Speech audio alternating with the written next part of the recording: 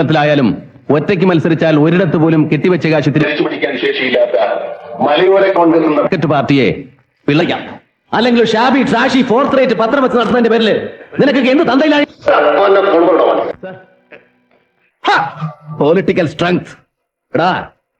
ജയകൃഷ്ണനെ പോലെയുള്ള എരപ്പാളികൾ ഉടുത്തിരിക്കുന്ന കൗബീനം ഒഴിച്ച് കയ്യിൽ തന്നാൽ അത് കഴുകാതെ കഴുത്തിലറിഞ്ഞ് ആഭരണമാക്കി നടക്കാൻ ഉടുപ്പില്ലാത്ത നിന്നെ പോലെയുള്ളവന്റെ ഒക്കെ പിടിപാടിന്റെ പേര് സ്ട്രെങ്ത് എന്നല്ല.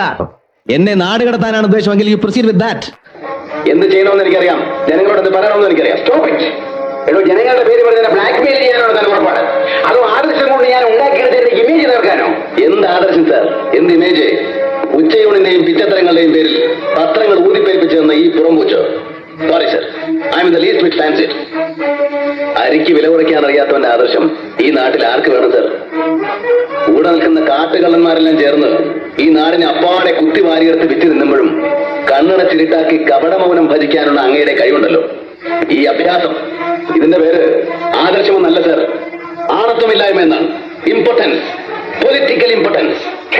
ജോസഫ്, സ്വന്തം ആസനത്തിനും സിംഹാസനത്തിനും ഇടയ്ക്കുള്ള കേവല ദൂരം മാത്രമാണ് അങ്ങയുടെ ആദർശബോധത്തിന്റെ ആയുസെന്ന് തിരിച്ചറിവുണ്ടാവുമ്പോ ജീവിതത്തിൽ ഒരിക്കലെങ്കിലും ഈ വിഗ്രഹമെടുത്ത് മനസ്സിൽ വെച്ച് സിന്ദാബാദ് വിളിച്ചു പോയിട്ടുള്ളവർ ഒരുപാട് വേദനിക്കും സർ.